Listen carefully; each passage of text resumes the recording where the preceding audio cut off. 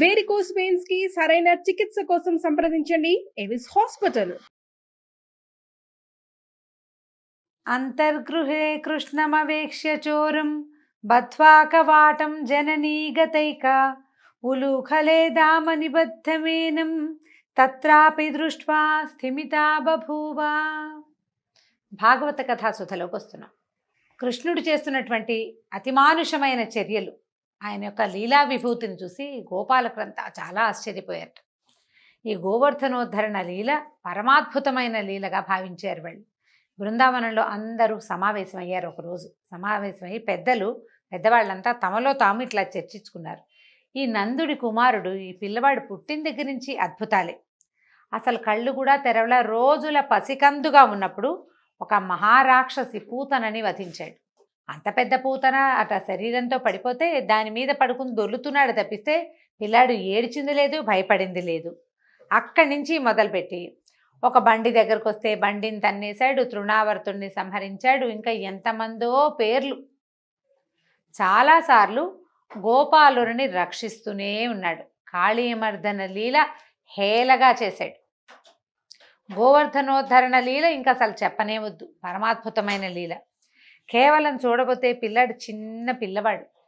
ఇంత చిన్నవాడు ఏనుగు తొండంతో పద్మాన్ని లాగినంత తేలికగా పద్మాన్ని పట్టుకుని లేపుతుంది. ఏనుగులు ఏం చేస్తాయంటే చెరువులో కనపడతాయి పద్మాలని, ఎంతసేపు పేకలించేస్తాయి, అవి అక్కడ ఉండనివ్వవు, దాన్ని ఇట్లా పైకి లేపి పెడతాయి. అంత తేలికగా ఇంత పెద్ద మహాపర్వతాన్ని ఎంత బాగా లేపాడు. ఎట్లా లేపాడు? ఆ లేపిన వాడు రాత్రింబవళ్ళు 7 రోజుల పాటు కదలక మెదలక నిలబడి దాన్ని చేతి మీదే ఎట్లా నిలిపాడు. అదంతా తలుచుకున్న కొద్దీ ఆశ్చర్యంగా ఉంది. ఏమిటి ఈ లీల, ఈ మాయ ఏమిటి? ఇన్ని రకాల పనులు ఒక్క పిల్లవాడు, చిన్నవాడు, చిలిపివాడు, కొంటెవాడు, అల్లరివాడు, దొంగవాడు, ఈ ఇన్ని వాడులతో పాటు మహాద్భుతమైనటువంటి లీలలవాడుగా కూడా ఈ పిల్లవాడు గోచరిస్తున్నాడు. ఎంత అల్లరి చేసేవాడు, అంత అల్లరిలోనూ ఎప్పుడూ నిరంతరము శిష్టరక్షణ కార్యక్రమాన్ని చేస్తూనే ఉన్నాడు. ఏ దశలోనూ ఏ రాక్షసులు, ఏ గంధర్వులు, యక్షులు ఎవ్వరూ గోకులం వైపు కన్నెత్తి చూడనివ్వకుండా చేశాడు. ఓ పాము నోట్లోకి వెళ్ళిన పిల్లల్ని రక్షించటం ఏమిటి? ఆశ్చర్యకరంగా లేదు అని వాళ్ళల్లో వాళ్ళే ఈ జరిగిన ఒక్కొక్క రాక్షస సంహారాన్ని, ఆయన చేసిన ఒక్కొక్క లీలని మనసా పదే పదే స్మరించుకుంటూ ఇది గుర్తుందా అది గుర్తుందా అని ఎన్నిటినో స్మరించుకుని ఆశ్చర్యపోతూ ఉన్నారు. అందులో కొంతమంది ఏమని అడిగారంటే, నందా, ఈ పిల్లవాడు చేస్తున్న మానవాతీతమైన పనులు చూస్తుంటే ఇతను నీ పుత్రుడేనా, లేకపోతే ఎవరైనా మహాత్ముడు నీ పుత్రుడి రూపంలో నీ ఇంట వెలిసాడా అని అనుమానం వస్తోంది. ఇలాంటి మహితాత్ముడు అంటే ఇంత గొప్పవాడు, ఇలాంటి పనులు చేయగలిగేవాడు మానవుడిగా పుట్టాలనుకుంటే ఒకవేళ ఏ చక్రవర్తి వంశంలోనో ఏ మహర్షి సంతానంగానో పుడతారని విన్నాం ఇదివరకు. ఎందుకంటే ఇంతకుముందు రామావతార గాథ విన్నాం. ఈ రామావతార గాథ ఆయన ఏం చేశాడు? చక్రవర్తి సంతానంగా పుట్టాడు. సీతాదేవి జనక రాజర్షికి దొరికింది. విశేషంగా లేవు పుట్టుకలు. మరి అంత విశేషమైన జన్మ ఎత్తాల్సింది పోయి ఈయన అడవుల్లో నివసిస్తూ గోపాలనం చేస్తూ జీవించేటువంటి మన బోటి సామాన్యుల మధ్య పుట్టాలని ఎందుకు సంకల్పించాడో నాకు తెలియటం లేదు. ఇదేమిటి ఈ విశేషం, ఇలా ఎందుకు జరిగి ఉంటుంది అని నందుడిని అడిగారు. అప్పుడు నందుడు ఏం చెప్పాడంటే, గర్గాచార్యుల వారు శ్రీకృష్ణుడి గురించి ఏం చెప్పాడో ఆ మాటలు చెప్పారు. ఈ పిల్లాడు విపరీతమైన కార్యాలు చేస్తాడని, నీకు చాలా పేరు తెస్తాడని చెప్పాడు. అదే ఇది అయి ఉంటుంది. ఇతను సాక్షాత్ భగవంతుడు అవ్వడానికి చాలా అవకాశాలు ఉన్నాయి. ఇంద్రుడు అంతటి వాడిని తిరగొట్టగలిగాడంటే భగవంతుడు కాకపోతే ఎట్లా జరుగుతాయి ఇవి? అంతేగాని ఇతను నా సంతానం కాదేమో, ఎక్కడి నుంచి అయినా వచ్చాడేమో అని నందుడు అనుమానపడలా. తన పిల్లవాడే, తనవాడేవాడు. ఆ పిల్లాడు తన సొంతం. కాకపోతే భగవంతుడు అవుతారు. ఎందుకంటే గర్గాచార్యుల వారు కూడా చెప్పాడు, విశేషమైన కార్యాలు చేస్తారని, మానవాతీతమైన కార్యాలు చేస్తాడు, పిల్లాడు చాలా పేరు వస్తుందని చెప్పాడు.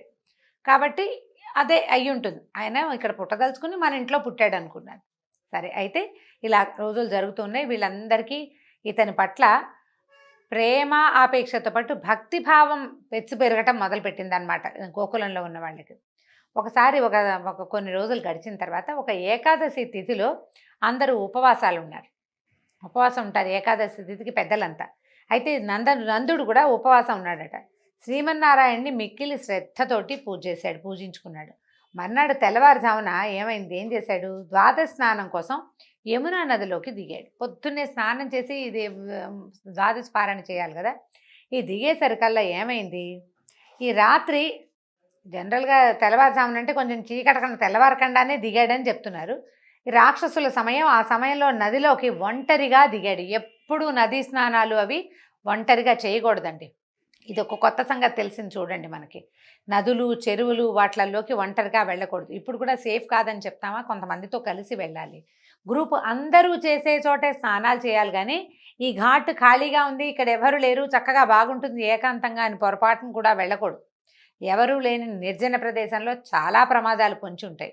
అందుకని జనం ఉన్న చోటే నదీ స్నానం చేయాలి. ఈయన ఒంటరిగా వెళ్ళాడు. ఒంటరిగానే ఈ నీళ్లలోకి దిగాడు. దిగేసరికల్లా ఏమైందట, ఈ నందుడిని వరుణుడి అనుచరుడైనటువంటి ఒక రాక్షసుడు పట్టుకుని తన ప్రభువుకి దగ్గరికి తీసుకెళ్ళిపోయాడు. ఈయన ముందు దిగాడు, ఆయనకి సహాయంగా ఇంకా కొంతమంది వెళ్తున్నారు. ఈ వెళ్ళేవాళ్ళు ఈ నదిలోకి దిగిన నందుడు కనపడలే, ఆయన ముందు వెళ్ళాడు అనమాట. కాస్త ఒక 10 అడుగులు ముందుంటాడు, ఈ నీళ్ళలోకి దిగాడు, దిగినవాడు దిగినట్టు మాయమైపోయాడు.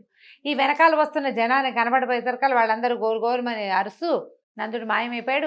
నదిలో కలకలం కూడా లేదు. ఇప్పుడు మునిగిన వాడో లేకపోతే గాలి కోసం కొట్టుకుంటున్న వాడితో కదలిక కనపడాలి. ఏ కదలిక లేదు, ఏమన్నా నది ప్రశాంతంగా ఉంది. అందరూ అరుస్తూ కేకలు పెడుతూ నందమహారాజు మునిగిపోయాడు, ఇలా అయిపోయింది, ఇదైపోయింది, చూస్తుండగానే నదిలోకి దిగిన వాడు ఇంకా పైకి రాకుండా అయిపోయాడు అని చెప్పి అరుస్తూ కేకలు పెడుతూ విలపిస్తూ కృష్ణుడిని పరిగెత్తుకుంటూ ఆయనకి చెప్పడానికి వెళ్ళారు. కృష్ణుడు ధైర్యం చెప్పాడు, చూస్తాను, నేను ఏమైందో చూస్తానన్నాడు. వీళ్ళ నమ్మకం ఏమిటంటే కృష్ణుడు ఏం చేస్తాడని వీళ్ళ భావం. చిన్నపిల్లాడు కదా, వీళ్ళ భావం ఏంటంటే కాళ్ళింతి మడుగులో ఎలా చేశాడు, ఏం చేశాడు సర్పాన్ని, అలా ఏదో ఒకటి అతిమానుషమైన క్రియ చేస్తాడని వాళ్ళ నమ్మకం. దాంతో ఏం చేశాడు, గోకులం నుంచి బయటకు వచ్చి నేరుగా వరుణుడి దగ్గరికి వెళ్ళిపోయాడు. నీళ్ళల్లోకి దిగి వరుణుడి దగ్గరికి వెళ్ళిపోయాడట. ఎప్పుడైతే ఈ కృష్ణ పరమాత్మ తన దగ్గరికి వస్తున్నాడని తెలిసిందో వరుణుడు వెంటనే స్వామికి ఎదురేగి స్వాగతం చెప్పి పూజించాడు. అర్ఘ్యపాద్యాదులు ఇచ్చాడు, ఆచమనం ఇచ్చాడు. నా జన్మ ధన్యమైందన్నాడు. సర్వోత్కృష్టమైన సింహాసనం మీద స్వామిని కూర్చోబెట్టి పాదాల దగ్గర కూర్చున్నాడు. స్వామి, నువ్వెందుకు వచ్చావో నాకు తెలుసు. నా సేవకుడు అజ్ఞాని, నందుడు నీ తండ్రిని తెలియక తీసుకొచ్చేశాడు. నా అపరాధాన్ని క్షమించు, నీ తండ్రిని తీసుకెళ్ళు, నన్ను సర్వసాక్షివి, నన్ను అనుగ్రహించమన్నాడు.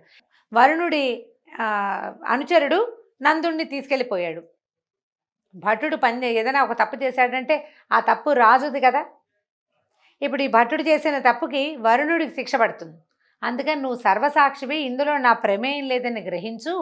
అతడు అజ్ఞానంతో నందుడిని తెలుసుకోక పొరపాటును తీసుకొచ్చాడు, నన్ను అనుగ్రహించమని పాదాలు పట్టుకున్నాడు.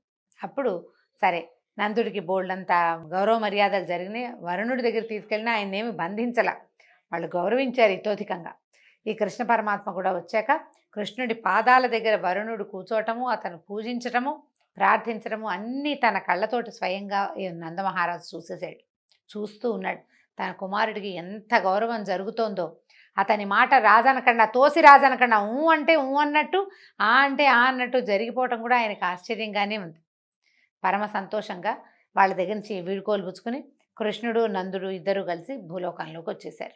యమునా నది నుంచి బయటకు వచ్చారు. ఈ కృష్ణుడు నందుడితో సహా రావడం చూసి గోకులవాసులంతా ఆనందంతో పొంగిపోయారు.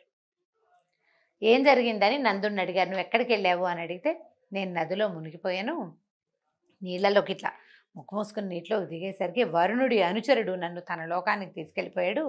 వరుణలోకంలో ఎంత ఐశ్వర్యమో, మణులు, మాణిక్యాలు, ముత్యాలు, పగడాలు, ఎంత ఐశ్వర్యమో ఆ జలప్రవాహం అడుగున మన ఊహ కూడా అందదు. 2 కళ్ళు చాలవు. నేను ఆ వైభవాలన్నీ చూస్తూ ఉండగానే కృష్ణుడు అక్కడికి వచ్చాడు. వరుణలోకంలో ఉన్న వాళ్ళందరూ కృష్ణుడి పట్ల ఎంత వినయం చూపించారో, ఎంత ప్రేమ, ఎంత గౌరవము, ఎంత భక్తి చూపించారో.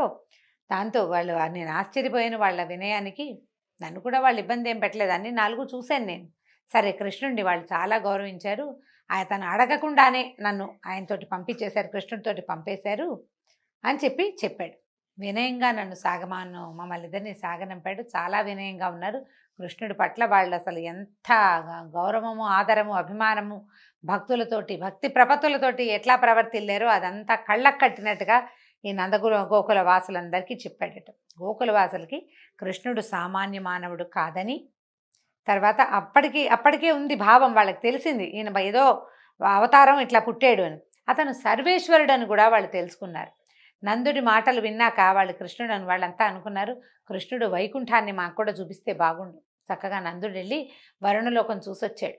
మనకు కూడా ఈ బతుకుండగానే వైకుంఠలోకాన్ని చూపిస్తే బాగుండని అందరూ చాలా కోరుకున్నారట. ప్రతి వాళ్ళకి కంటితోటి వైకుంఠాన్ని చూసి ఆ వైభవాన్ని జ్ఞాపకం చేసుకోవాలని కోరుకున్నారు. అయితే కృష్ణుడు వాళ్ళ కోరిక తెలుసుకున్నాడు. తెలుసుకుని ఏం చేశాడట, బ్రహ్మగుండం అంటారు, ఈ యమునలోనే ఒక జలాశయం యమునకి ఒక పక్కగా ఉందన్నమాట. అందులోకి తీసుకెళ్ళి మీరందరూ అందులో మునిగండి అని చెప్పాడు. ఈ మునిగారట వాళ్ళు, పెద్దవాళ్ళంతా మునిగేశారు కదా. ఆ మునిగి నీళ్ళల్లో ఉన్నంతసేపు వాళ్ళకి వైకుంఠం కనపడింది. వైకుంఠ దర్శనం చేశారు. అక్కడ సమస్త దేవతలు శ్రీమన్నారాయణ్ణి సేవించడం చూశారు. వేదాలు రూపం దాల్చి స్వరూపాలతోటి, వేదం అంటే పుస్తకంగా కాదు, వేద రూపంతో స్వామిని స్తుతించడం కనపడింది. అట్లా వైకుంఠ వైభవాన్ని ఆశ్చర్యచకితులై అసలు దాంట్లో మమేకం అయిపోయారనమాట. మడుగు నుంచి పైకి వచ్చారు. చాలాసేపటికి ఎప్పటికో వచ్చాక తమ మామూలు పరిసరాలే కనపడ్డాయి. ఒకసారి మునిగి వాళ్ళకి వైకుంఠ దర్శనం చేయించాడు. వాళ్ళ మనసు లోపలి కోరికలని భగవంతుడు తెలుసుకున్నాడు. ఆ గోకులంలో ఒక్కళ్ళని కూడా అసంతృప్తులుగా ఉంచలేదు. ఆయన ఎక్కడ పుట్టాడో, ఎవరి వల్ల పెరిగాడో వాళ్ళందరికీ, ప్రతి వాళ్ళకి మనసులో ఉన్న కోరికల్ని బ్రహ్మాండంగా తీర్చేశాడు. అయితే వీళ్ళందరి కోరికలు తీర్చాడండి. గోపికలు ఈయనే భర్తగా కావాలని కోరుకుని కాత్యాయని వ్రతం చేశారు. వాళ్ళ కోరిక ఎట్లా తీర్చాడు, ఎట్లా వాళ్ళకి ఈయన కృష్ణుడు భర్త అయ్యాడు. కృష్ణుడు భర్త అవుతాడా అండి? భగవంతుడు భర్త అవుతాడా? భగవంతుడు భర్తే, మనని భరించేవాడు భగవంతుడే. కాకపోతే తాత్కాలిక భర్త, శాశ్వత భర్త అని 2 తేడాలు ఉన్నాయి. తాత్కాలిక భర్తలు ఈ జీవితంలో ఇప్పుడు ఈ జన్మల్లో దొరికేవాడు. శాశ్వత భర్త ఎల్లప్పుడూ మనని భరించేవాడు భగవంతుడు.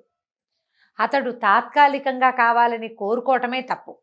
ఒక తెలియని అజ్ఞానంతో గోపికల కోరికని ఆయన ఎట్లా వాళ్ళని సాటిస్ఫై చేశాడు, ఏ రకంగా వాళ్ళకి సంతృప్తి కలిగించాడో తర్వాత కథలో విందాం. రేపు మళ్ళీ కలుసుకుందాం. నమస్కారం.